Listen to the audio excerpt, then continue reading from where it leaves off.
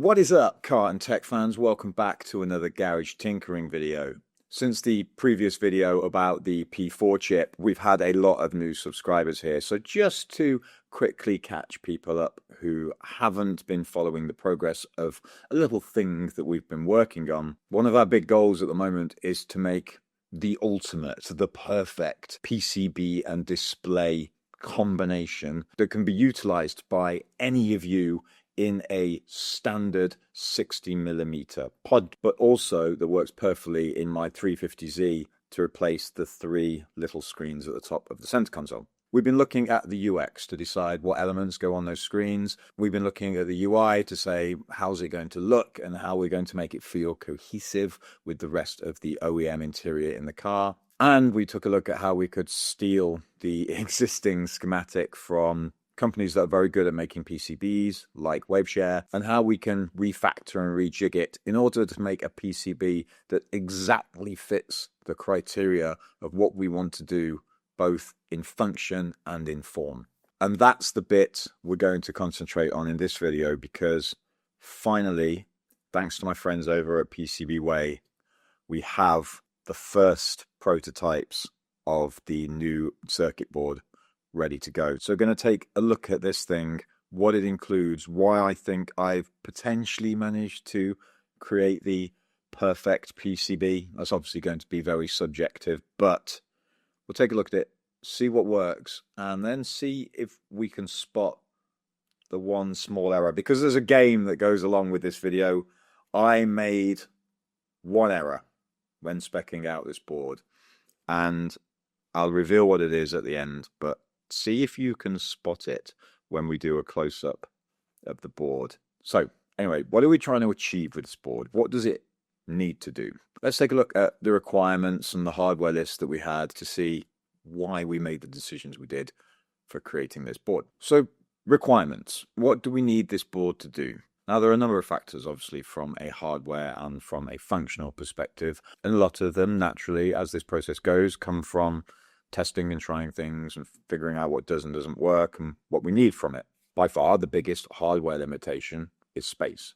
Like I say, when we finish this whole process, we want you to be able to use the gauge in much the same way you would if you bought one of these kind of like off-the-shelf standard analog gauges that hook into your car in whatever way. So this one's got a 5-pin adapter on the back, and it goes into a standard pod gauge. This one is a 52mm, which is one of the standard sizes. There's also a 60mm standard size. That's the one we're going for because it's nice to have that extra little bit of space. So size is an issue. We don't have a lot to play with. Also, we have considerations of the fact that these are going to be designed for an automotive environment, which is obviously notoriously noisy and subject to rapid change and lots of transients in the power and the signal. So we need to consider that. And also the numerous ways that we can get the data from the car to the gauge, the big two being wired via the CAN or wirelessly with something like the OBD2 signal distributor by Mr. DIY that we've been using for a lot of these videos that utilize ESP-NOW. If you want a full look at using that wireless distributor, there is a separate video about it. I'll link it here. But we need to consider the various ways that data can be communicated to the device. And finally, we want to think about a couple of little cool things that often PCBs don't necessarily get particularly right when they're LCD drivers. For example, we use this LCD display driver from Waveshare a lot on this channel. And one thing that it actually can't do is dim the screen. But if we're making the ultimate customizable screen, you might want it to fade in as it loads up in order to, seem more polished and well put together. Or you might want to have the brightness dim up and down as you turn the lights on and off of your car, or like at times of day. In order to do that, we need to have that functionality in there. So we need to upgrade the designs of the boards that we've been drawing inspiration from. So with all that in mind, let's take a look at the PCB we've designed and break it down and see why we've made the decisions we have.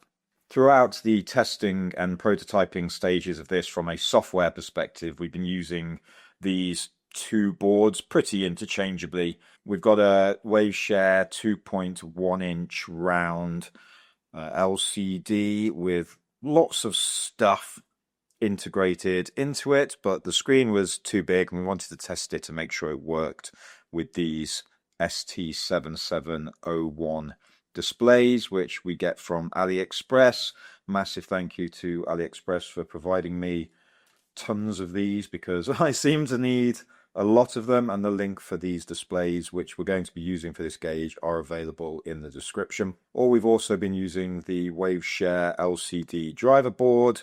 It's much simpler. It doesn't have all of the extra periphery accessories that this one does. It's simply for driving LCDs, and this is another one that we've been using. Now, they both have their perks and their uses. The big issue we had with this one is the fact that because of the way the schematic has been done, the pulse width modulation for the backlight doesn't work. So you can't use this in order to dim the display. This one doesn't have that problem, but the way it's done on this board, we've actually changed and simplified in our own final design, which we'll take a look at in a minute. One of the big considerations here is these effectively use the same chip. This one's just got the regular size room version, whereas this one's got the mini version, and they're ESP32 S3s, N8R8 versions, which means the setup and the drive of these is all pretty similar. But like I said, our big problem with both of these is neither of them really fit. If you imagine one of these going into a 60mm display, something like this, then neither of these boards is going to fit that solution. They're all too big. So enter my custom solution, this thing, which I call the Garage Tinkering 2.1 inch LCD driver, because that's exactly what it is. Like I said, one of the most important things about this board is the size and its necessity to work with these particular 2.1 inch ST7701 screens. And as we can see, they fit exactly perfectly. They go back to back wonderfully, and then this can just wrap up and in the bottom. If I take this thing, it will fit perfectly in the back. And we start to have the makings of a simple enclosed system which can fit into any standard 60mm pod.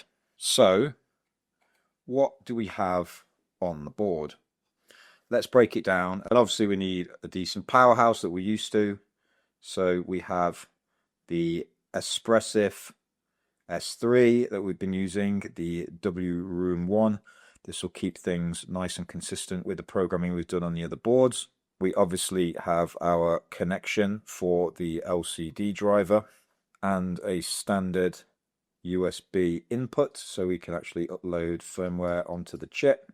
Again, pretty standard boot and reset buttons, and then a few other little components around here that do the fun stuff. Our connection at the top, we've gone for a 4-pin JST input, and the 4 pins on here are going to be ground, can high, can low, and 5-volt input.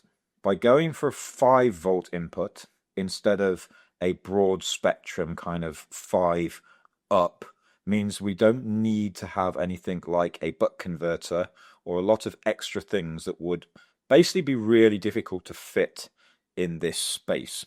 We keep this board a bit more simplistic, and all the extra protections for ESD, transients, etc. are going to be offloaded onto another board which will be used to power this. We don't have that board yet, it's coming soon, but you'll understand why when we get a bit further down the process. Connected to the JST input, we have a CAN transceiver, which will allow us to actually get CAN bus directly from the car and input it and process it into our ESP32. And there's obviously a little protection diode up there as needed. We have a power regulator, which will take our 5 and drop it down to 3.3, because 3.3 is required for this, and this, whereas the display driver actually requires 5 volts. Then down here, this little thing is a MOSFET. It allows us to do proper backlight pulse width modulation and control the brightness of the screen in a much simpler factor than it's been done on either of these two boards. Obviously, we have a ton of resistors and capacitors as needed around the board to ensure all of our signals are nice and smooth. And we've got a couple of little lights up here, one that shows when we've got power, and one which is just, it says CAN, but it's just connected to an accessory pin on the ESP32, so we can flash it as we're receiving canvas signal, just to show that all that is working. There are a couple of extra considerations depending on your car. For example, we have the ability to solder a 120 ohm resistor here. If your CAN bus doesn't have end resistors, that might be needed. And one thing we were unsure of when designing this is because we've got rid of the necessity for touch. There's a few pins down here which are all the I2C touch drivers. We don't actually need those, and we weren't sure whether this as default, depending on the spec of these, needed to be left floating or needed to be pulled down to ground with maybe a 100k ohm or maybe even a 0 ohm resistor. So we've just left those bit blank for now. So this is the board. This is version 1. And I'm sure you'd like to see it running, right? Well, so would I. But because of a very simple mistake, I can't. And did you spot what the mistake was during that demonstration? Because if not, I'll show you now. And honestly, I kicked myself when this happened. And it's the simplest thing, but it has a very large impact. One last chance before I reveal it. Do you see what the error is? If yes, well done. If not, it's here. This at the bottom of this chip reads MC-N8, whereas it should read MC-N8R8, which means I specified an ESP32S3 that has no PSRAM. And without PSRAM, you cannot create a large enough frame buffer to send signals to this 480 by 480 resolution screen. So although everything works on this, I've tested input from the CAN bus, it's working fine. I've tested the backlight pulse width modulation to dim the screen, it's working fine. We've tested the power and the CAN bus lights. They all work fine. In fact, I can plug it in. There you go. All up and powered. And look, nothing blew up, which is always a daunting prospect with a new PCB. Everything works except for sending an image to the screen using LVGL because we can't create a large enough frame buffer. Honestly, I kicked myself when I saw that that was the problem. I was like, how have I done that? There's no way I've done that. But looking at the bill of materials that I sent to PCBWay, sure enough, ESP32S3 Room 1 N8, not N8R8. Totally my fault. Fortunately, over the last 6 months of working with them, I've built a fantastic relationship with PCBWay, and they were very sympathetic to the problem and have rebuilt the boards for me with the N8R8 chip. So yeah, massive thanks to PCBWay as always for sponsoring this video and providing me with all the hardware that I could ever require. If you're looking to get some PCBs made, I hugely recommend them. We'll have these ones available to order from their customer project sites very soon, but in the meantime, if you do have some that you want making, if you follow the link in my description, you can get $5 off your first set of boards. So when they arrive, in the next couple of weeks, we're finally going to have these gauges together from a hardware perspective. I think complete. Apart from the power and canvas regulation and distribution board, which is a separate thing we'll look at in the future, but from a hardware perspective, these are going to be ready to go. So at that point, once I've received them, verified that they're okay, we're going to make them available for you guys to grab. If you want to be able to create your own really awesome 2.1 inch gauges, we'll supply them with some example firmware of a screen working on it, as well as, you'll have access to the Git repos and everything where you can see example bits of the code. But it's not just the hardware that's going to make these the ultimate gauge. What else are they going to have? Well, a lot of that's going to come down to the software. And one of the reasons we went for the ESP32S3 is obviously the integrated Bluetooth and wireless, which means we're going to be launching with it the ability to connect to your gauges through either direct connection or through a centralized kind of management system that we've built for cars. It's something we started months and months and months ago, and it's finally going to get updated. It was called My Auto CC. There are some links to GitHub repos about that in the comments if you want to check it out. But it's really like a super lightweight version of Home Assistant. The entire thing takes 700 kilobytes of space, and it will have a React powered front end, which you can load on your phone and then change what you see, the colors, some of the design of the gauge, what values you're displaying, what range they are. Are you going to have arcs or numbers or whatever? Because most of you who are going to be wanting to put these in your car or whatever are going to be using them in the same way. You want a turbo boost gauge that matches your other gauges, that goes between 0 PSI or KPA up to X, depending on how much boost you have.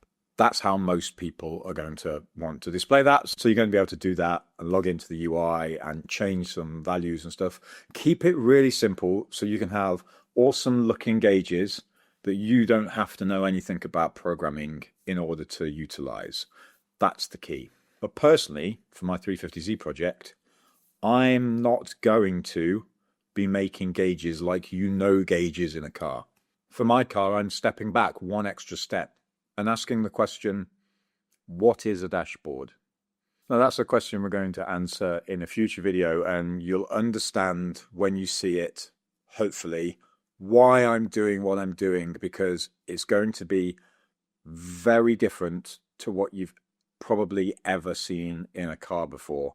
And not only is it going to utilize numerous of these new PCBs, but we're also going to be utilizing the P4 powered dev kit boards that Waveshare have kindly donated to this project in order to power some big round monitors that, again, aren't going to look or feel like a standard set of gauges. They're going to do something very, very different. Yes, I know this video may feel a shade anticlimactic, that you're not actually able to see these boards up and running, and I'll be honest, I'm disappointed in it too. That was totally my intention, but at least in the meantime we can plod on and get the designs started for this whole integrated system, and then we'll just figure out the hardware in a couple of weeks when it's done.